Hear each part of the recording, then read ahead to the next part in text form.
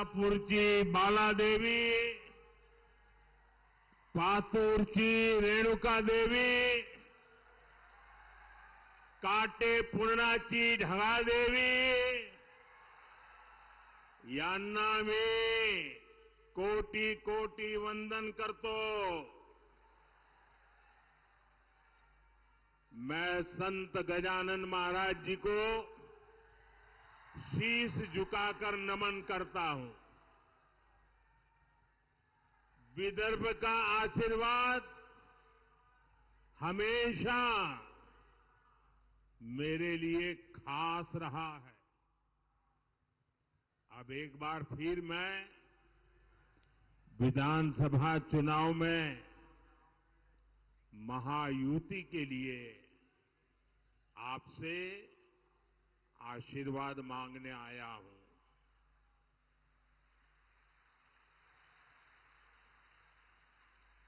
साथियों, आज 9 नवंबर की तारीख है.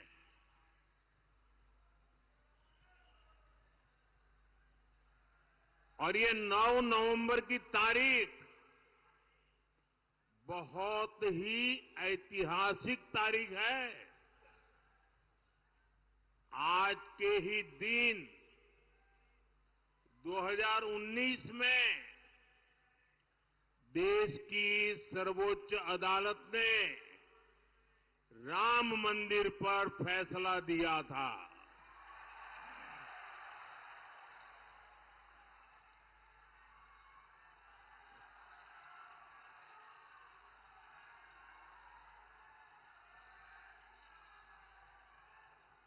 नौ नवंबर की ये तारीख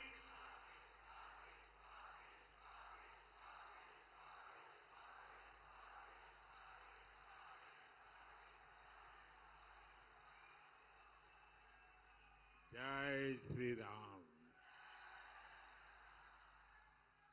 9 नवंबर की ये तारीख इसलिए भी याद रखी जाएगी क्योंकि सुप्रीम कोर्ट के फैसले के बाद हर धर्म के लोगों ने बहुत ही संवेदनशीलता का परिचय दिया.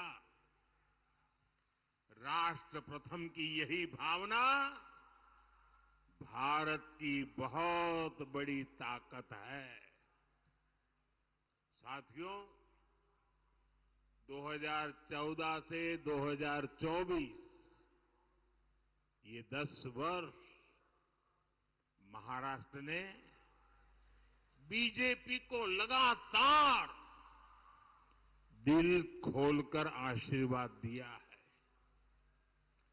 बीजेपी के ऊपर महाराष्ट्र के इस भरोसे की वजह भी है. इसकी वजह है महाराष्ट्र के लोगों की देशभक्ति.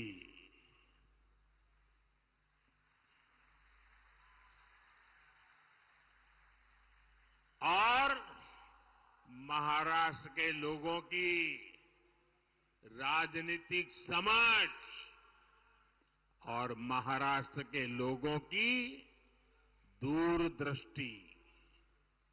इसलिए महाराष्ट्र की सेवा का मेरे लिए सुख ही कुछ अलग है. अभी केंद्र में हमारी सरकार को 5 महीने ही हुए हैं. इन 5 महीनों में लाखों करोड़ रुपए की परियोजनाएं शुरू की गई है. इसमें बड़ी संख्या में महाराष्ट्र से जुड़े इंफ्रास्ट्रक्चर प्रोजेक्ट भी हैं. मैंने अभी कुछ ही समय पहले जिस वाढवण पोर्ट की आधारशिला रखी है, अकेले उसकी लागत ही करीब करीब 80,000 करोड़ रुपए है. और महाराष्ट्र में बनने वाला ये पोर्ट हिंदुस्तान का सबसे बड़ा पोर्ट बनने वाला है। आज हिंदुस्तान के सभी बंदरगाह की कुल ताकत जो है, उससे डबल ताकत अकेले ये महाराष्ट्र में वाढवण में बनने वाले नए बंदरगाह की होने वाली है। पिछले 2 कार्यकाल में मोदी ने गरीबों को 4 करोड़ पक्के घर बनाकर दिए हैं। आप बताएंगे कितने? कितने? जरा जोर से बोलिए। ये 4 करोड़ घर आंकड़ा बहुत बड़ा है। इतना ही नहीं, उस समय जो लक्ष्य था वो पूरा कर दिया, लेकिन बाद में कुछ राज्यों ने, मुख्यमंत्रियों ने चिट्ठी लिखी कि परिवार बड़े हो रहे हैं, नए लोग परिवार के अलग अलग घरों में रहने जा रहे हैं, हमारे इलाके में कुछ और घरों की जरूरत है। हमने ये बात मान करके अब गरीबों के लिए 3 करोड़ नए घर बनाने शुरुआत कर दी है। और इससे महाराष्ट्र के भी लाखों गरीबों को पक्के घर का सपना पूरा होगा। अब आप मुझे बताइए, ये जिन लोगों को पक्के घर मिल रहे हैं, वो आशीर्वाद देंगे कि नहीं देंगे? जरा बोलिए ना, आशीर्वाद देंगे कि नहीं देंगे? ये पवित्र काम करने से पुण्य मिलता है कि नहीं मिलता है? ये पुण्य किसको मिलेगा? ये पुण्य किसको मिलेगा? अरे पूरी ताकत से बताओ भाई, पुण्य किसको मिलेगा? मोदी को नहीं, ये पुण्य आपको मिलेगा, क्योंकि आपके एक वोट ने मोदी को गरीबों के लिए घर बनाने का मौका दिया है। और इसलिए पुण्य के अधिकारी आप हैं। अच्छा, मेरा एक काम करोगे? अकोला के लोग जरा पूरी ताकत से बताओ, मेरा एक काम करोगे? शाबाश, बड़ा जोर है भाई। अच्छा, एक काम करना, अभी आप चुनाव में गांव-गांव जाएंगे, घर-घर जाएंगे, लोगों को मिलेंगे, और कहीं जाते हुए आपको नजर आए कि कोई परिवार अभी भी झोपड़ी में रह रहा है, कोई परिवार अभी भी कच्चे घर में रह रहा है, तो उसका नाम पता लिख करके मुझे भेज दीजिए और उसको बता दीजिए कि मोदी जी ने मुझे भेजा है, तुझे पक्का घर मिलेगा। ये वादा करके आओगे मेरी तरफ से? देखिए, मेरे लिए आप ही मोदी हैं, तो वादा कर दोगे? आप वादा करके आइए, मैं वादा पूरा कर दूंगा।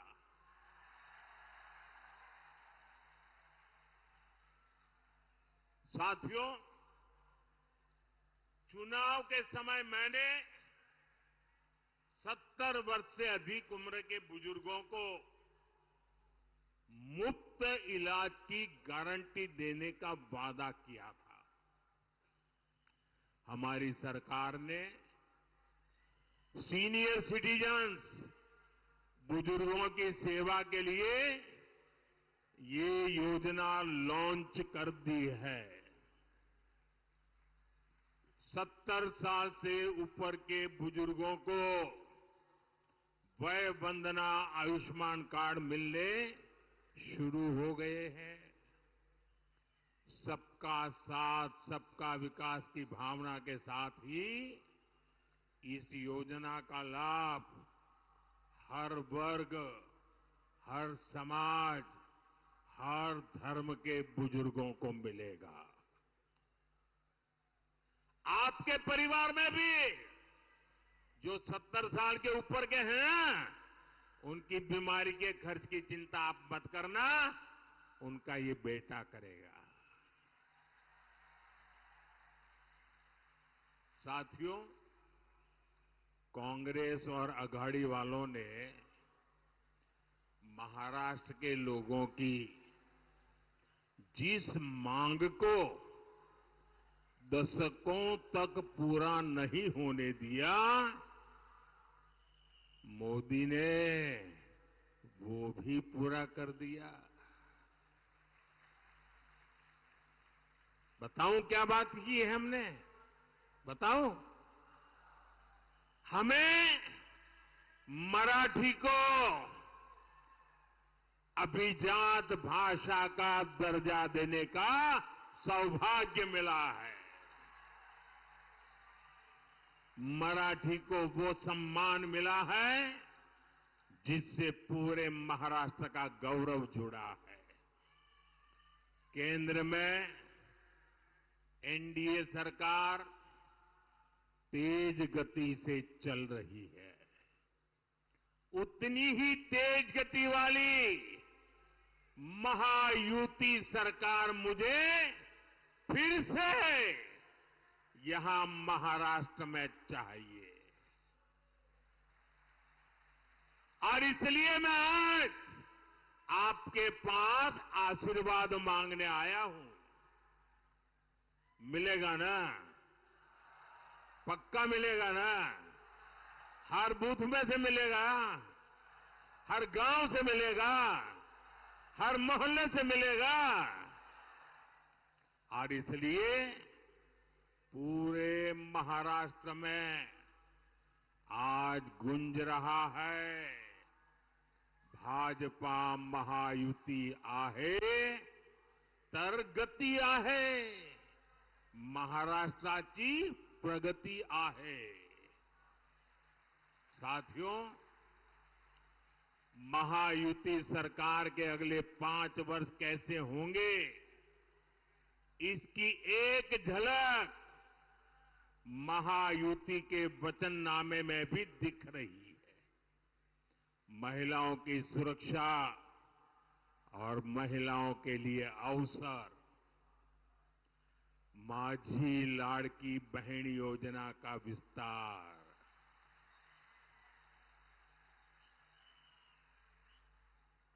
माझी लाड़की बहना इथे आली आहेत ना,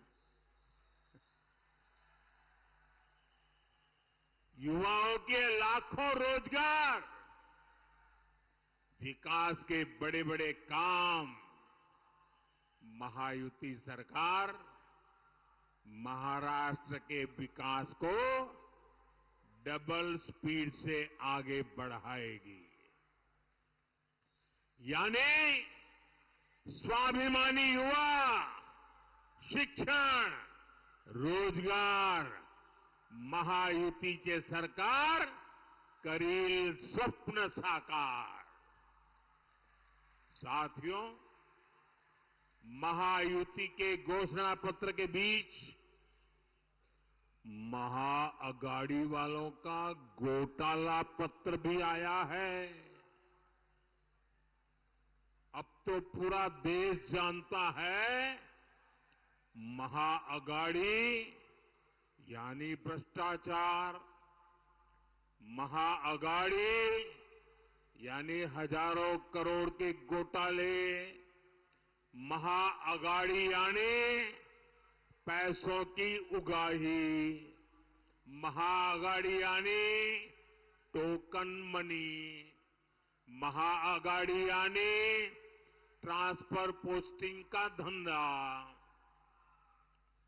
मैं महाअघाड़ी की घटक कांग्रेस का एक उदाहरण आपको देता हूं।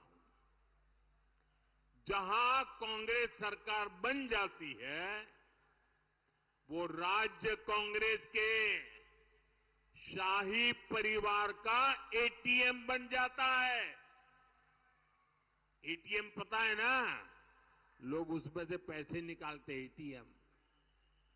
ये कांग्रेस का एटीएम बन जाता है, शाही परिवार का एटीएम बन जाता है। इन दिनों हिमाचल, तेलंगाना और कर्नाटका जैसे राज्य ये कांग्रेस के शाही परिवार के एटीएम बन गए हैं, एटीएम। लोग बता रहे हैं कि इन दिनों महाराष्ट्र में चुनाव के नाम पर कर्नाटका में वसूली डबल हो गई है। चुनाव महाराष्ट्र में, वसूली डबल हो रही है कर्नाटका में, तेलंगाना में। आरोप है कि कर्नाटका में इन लोगों ने शराब के दुकानदारों से 700 करोड़ रुपए की वसूली कराई है। आप कल्पना कर सकते हैं, जो कांग्रेस पार्टी घोटाले करके चुनाव लड़ रही हो, वो चुनाव जीतने के बाद कितने घोटाले करेगी। हमें महाराष्ट्र में बहुत सावधान रहना है।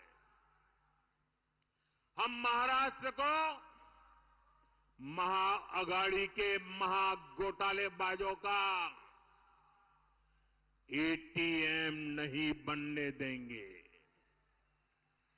साथियों, हमारे अकोला को कपास के उत्पादन के लिए जाना जाता है। कपास टेक्सटाइल इंडस्ट्री का बहुत बड़ा आधार है, लेकिन हमारे कपास किसान को दशकों तक इन संभावनाओं का लाभ नहीं मिला। ये हालात अब बदल रहे हैं। कपास किसानों की आय बढ़े, इसके लिए उद्योग और इंफ्रास्ट्रक्चर दोनों को बढ़ावा दिया जा रहा है। मैंने महाराष्ट्र में टेक्सटाइल पार्क का शिलान्यास किया है। टेक्सटाइल पार्क से महाराष्ट्र में कपास किसानों के लिए समृद्धि के नए अवसर तैयार होंगे। भाई और बहनों, किसान की तकलीफों की जननी अगर कोई है तो वो कांग्रेस है। यहां कितने समय तक कांग्रेस की सरकारें रही। महाराष्ट्र और विदर्भ में पानी का संकट गहराता गया, लेकिन कांग्रेस और उसके साथियों की सरकारों ने क्या किया? वो आंख मूंदकर अपनी जेब भरने में लगे रहे। सिंचाई के जो प्रोजेक्ट देवेंद्र फडणवीस जी ने शुरू किए थे, अगाड़ी वालों ने उन पर भी ब्रेक लगा दिया। जब से महायुति सरकार महाराष्ट्र में आई है, सिंचाई से जुड़ी परियोजनाओं को फिर से गति मिली है।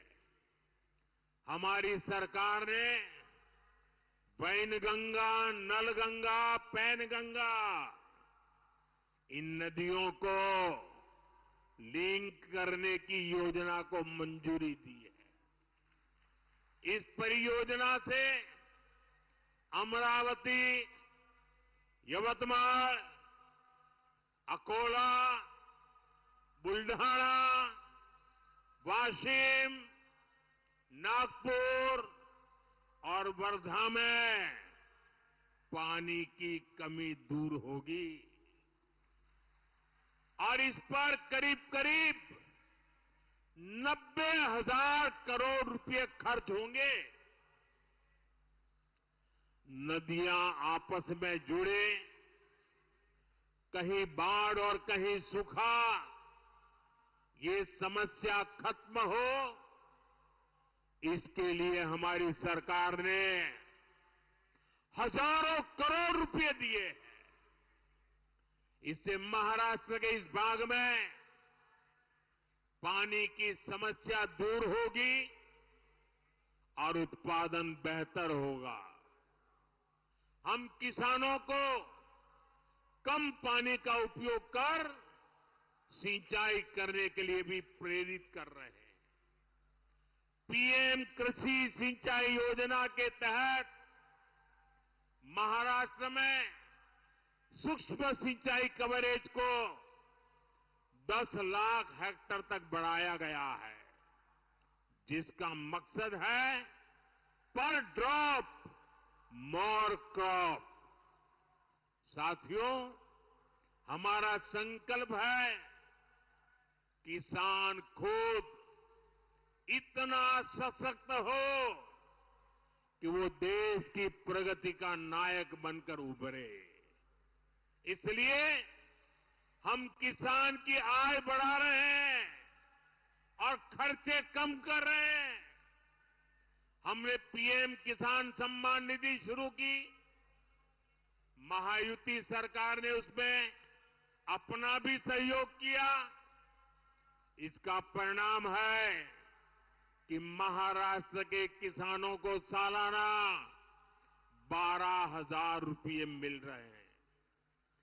कपास और सोयाबीन किसान को अलग से 5-5 हजार रुपये अतिरिक्त दिए जा रहे हैं। हम किसानों को फसल के नुकसान से बचाने के लिए फसल बीमा योजना लेकर आए हैं। अगले 5 वर्षों में इन नीतियों का और व्यापक असर दिखेगा। साथियों, कांग्रेस पार्टी जानती है देश जितना कमजोर होगा, कांग्रेस उतनी मजबूत होगी। और जब कांग्रेस मजबूत होगी तो देश मजबूर हो जाएगा। इसलिए कांग्रेस क्या करती है, पिछले 75 साल का इतिहास देख लीजिए। उनके तौर तरीके, उसके सबूत ढूंढने के लिए कहीं जाने की जरूरत नहीं है, अगल बगल में मिल जाएंगे। कांग्रेस क्या करती है, अलग अलग जातियों को लड़ाना, यही कांग्रेस की फितरत है। आजादी के बाद से ही कांग्रेस ने कभी शेड्यूल कास्ट समाज को, हमारे दलित समाज को, हमारे एससी समाज को एकजुट नहीं होने दिया।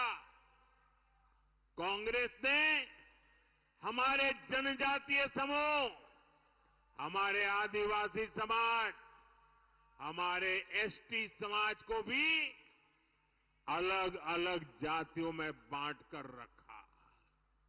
कांग्रेस ने ओबीसी नाम सुनते ही कांग्रेस चिढ़ जाती है और ओबीसी समाज की भी अलग से पहचान न बने, इसलिए कांग्रेस ने भांति भांति के खेल खेले हैं। कांग्रेस चाहती है एससी समाज की अलग अलग जातियां आपस में ही लड़ती रहे, झगड़ा करती रहे। वो जानती है एससी समाज की अलग अलग जातियां आपस में झगड़ती रहेगी तो उनकी आवाज बिखर जाएगी, उनका वोट बिखर जाएगा और ऐसा होते ही कांग्रेस के लिए सरकार में आने का रास्ता बन जाएगा। इसलिए यहां चर्मकार जाति को कांग्रेस मांग जाति से लड़ाना चाहती है। कांग्रेस मातंग को महार जाति से, बुरड़ जाति को वाल्मीकि जाति से, कैकाड़ी को खटीक जाति से और मोची जाति को कांग्रेस और जातियों से लड़ाना चाहती है। जब आप एससी के तौर पर एकजुट नहीं रहेंगे, अपनी ही अलग अलग जातियों में बंटकर झगड़ा करेंगे, तो कांग्रेस इसका फायदा उठाएगी। कांग्रेस एससी समाज के अधिकार उनसे छीन लेगी, एससी को कमजोर करके सरकार बना लेगी। यही उसकी चाल है, यही उसका चरित्र है। इसलिए आपको कांग्रेस की इस खतरनाक साजिश से सावधान रहना है। आपको याद रखना है, एक है तो सेफ है, एक है तो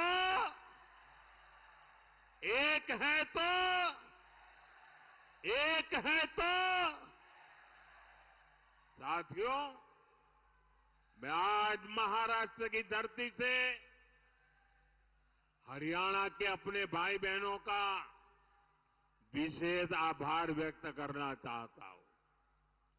हरियाणा के लोगों ने सबसे पहले एक है तो सेफ है के मंत्र पर चलते हुए कांग्रेस की साजिश को नाकाम किया है। उन्होंने विधानसभा चुनाव में वहां कांग्रेस को धूल चटा दी और अभी एक महीने पहले ही हुआ है। वहां के लोग भूले नहीं है कि कैसे कांग्रेस सरकार के समय दलितों के खिलाफ बड़े बड़े दंगे हुए थे। उन दंगों में दलितों को बेरहमी से मारा गया था और कांग्रेस दलितों को मारने वालों के साथ खड़ी थी। यही कांग्रेस और उसके साथियों का असली चेहरा है। साथियों, कांग्रेस ने बाबा साहब आंबेडकर के साथ जो किया, जो आज कर रही है, वो भी सबको जानना जरूरी है। नेहरू जी से लेकर आज तक कांग्रेस के शीर्ष परिवार ने बाबा साहब आंबेडकर को बार बार अपमानित किया है।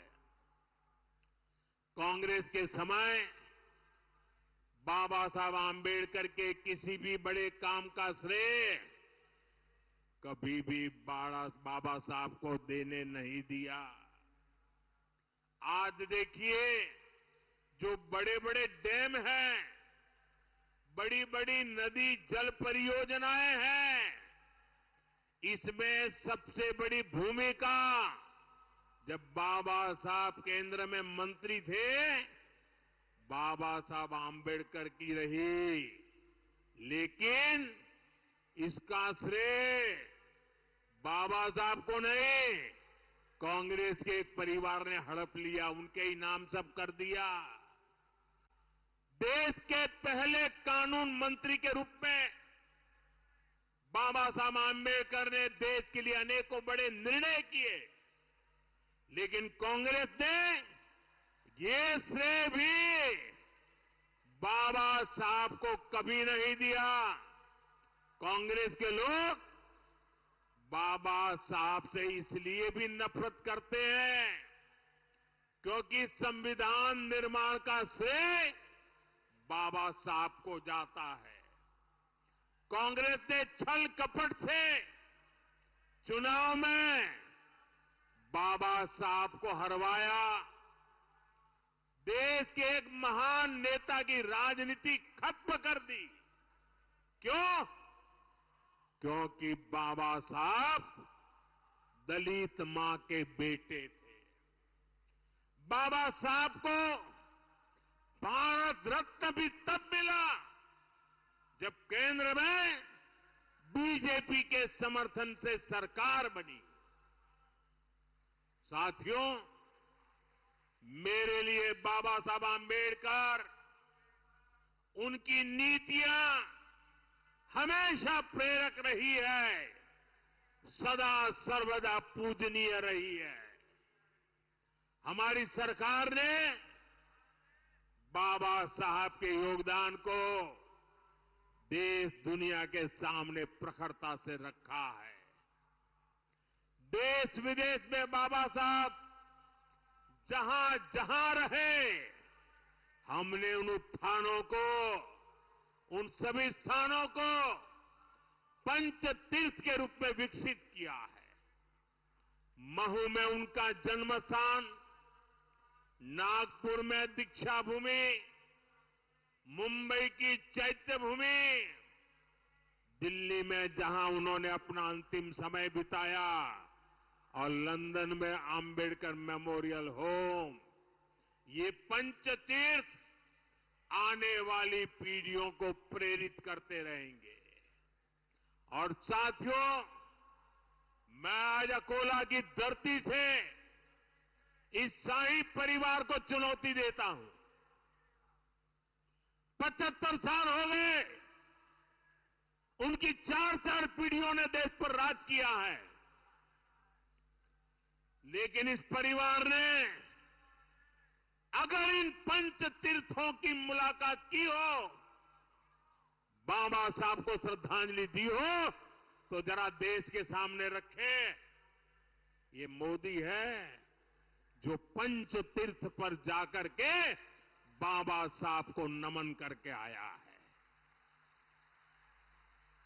अरे दिल्ली में बाबा साहब के तीर्थ पर ये शाही परिवार का एक भी सदस्य अब तक गया नहीं है। ये इनके कारनामे हैं। इतना ही नहीं, देश अब दुनिया पूरी नई करेंसी में चली जा रही है। एक जमाना था चमड़े की नोटें हुआ करती थी, उसके पहले कभी पत्थर की हुआ करती थी, बाद में कभी तांबे की करेंसी होती थी, यानी अलग अलग प्रकार की होती थी। फिर कागज की करेंसी आई, अब डिजिटल करेंसी चल रही है, यूपीआई। अपने मोबाइल से पेमेंट लो, मोबाइल से पैसे दो। आपको मालूम है हमने इसका नाम क्या रखा है? ये मोदी है, जिसकी बाबा साहब के प्रति श्रद्धा है, इसलिए उस पूरी करेंसी का नाम भीम यूपीआई रखा गया है, भीम यूपीआई। और भविष्य में जब भी 100% डिजिटल ट्रांजैक्शन हो जाएगा ना, हर बच्चा हर दिन भीम यूपीआई को याद करेगा, बाबा साहब को याद करेगा। ये काम मोदी ने कर दिया है। साथियों, इन दिनों पूरा देश एक और संवेदनशील विषय को लेकर चिंतित है। जम्मू कश्मीर विधानसभा में कांग्रेस और उसके साथियों ने आर्टिकल 370 को फिर से बहाल करने का प्रस्ताव पास किया है। आप मुझे बताइए, मैं आपसे पूछना चाहता हूं, क्या इस देश में फिर से जम्मू कश्मीर में 370 लागू होनी चाहिए? पूरी ताकत से बोलिए ताकि कांग्रेस वालों के कान फट जाए। क्या फिर से 370 लागू होनी चाहिए? क्या 370 को लागू होने देंगे? तो ये कौन लोग हैं जो फिर से 370 को लागू करना चाहते हैं? अलगाववादी इसकी मांग करते हैं या नहीं करते हैं? आतंकवादी संगठनों ने 370 हटाने का विरोध किया था कि नहीं किया था? पाकिस्तान 370 का रोना रोता है या नहीं रोता है? जितनी भारत विरोधी ताकत है, सब के सब 370 का समर्थन करते हैं और वही कांग्रेस की भी भाषा बन गई है। कांग्रेस वही भाषा बोलती है। जम्मू कश्मीर में 370 फिर से लगाना यानी कश्मीर को फिर से हिंसा की आग में झोंकना। कश्मीर में 370 यानी राज्य में बाबा साहब आंबेडकर के संविधान को फिर से जम्मू कश्मीर से बाहर निकालना।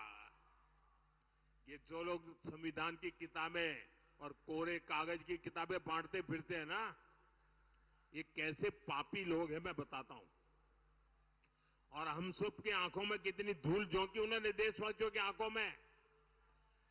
बाबा साहब आंबेडकर के संविधान की बातें करते हैं। 75 साल तक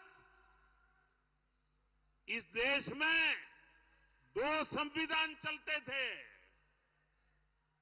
एक जम्मू कश्मीर का संविधान अलग था और दूसरा देश में जम्मू कश्मीर के सिवाय बाबा साहब आंबेडकर वाला संविधान था।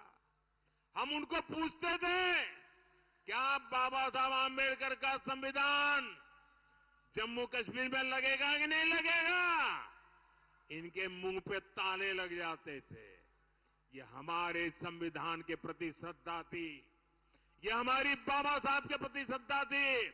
हमने 370 की दीवार को तोड़ दिया और बाबा साहब के संविधान को जम्मू कश्मीर में लागू कर दिया।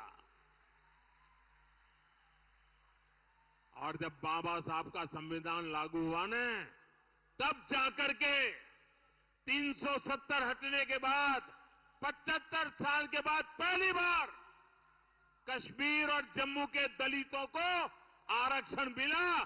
75 साल तक नहीं मिला था। उनको संवैधानिक अधिकार नहीं मिले थे, पहली बार मिले। कांग्रेस फिर से कश्मीर को दशकों पीछे धकेलना चाहती।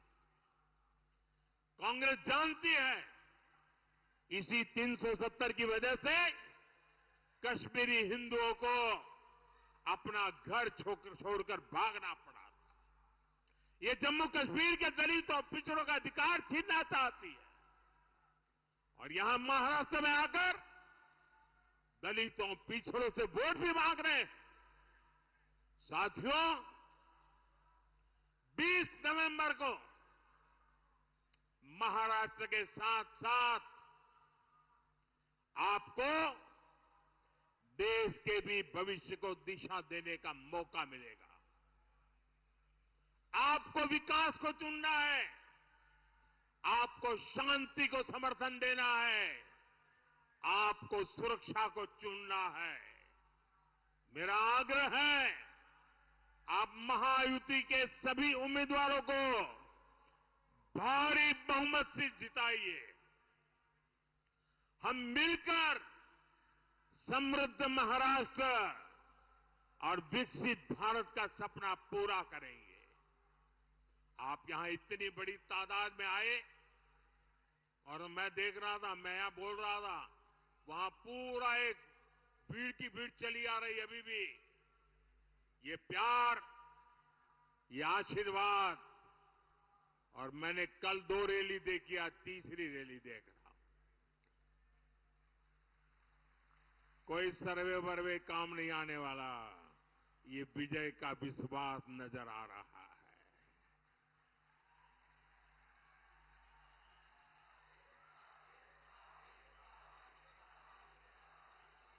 आप यहां इतनी बड़ी संख्या में हम सबको आशीर्वाद देने आए, इसलिए मैं आपका आभारी हूं। जो विधानसभा का चुनाव लड़ रहे हैं, ऐसे सभी उम्मीदवार जरा आगे आ जाएं। जो इस चुनाव में असेंबली का चुनाव लड़ रहे हैं, वो सभी साथी जरा आगे आ जाएं। सब आगे आ जाए जो चुनाव लड़ रहे हैं। इस जिले में लड़ते हो, किसी और जिले में लड़ते हो, जो भी लड़ते हो, मैं जरा आपके पास आता हूं। उसके बाद आप सबको मेरा बहुत बहुत धन्यवाद। बोलिए भारत माता की, भारत माता की।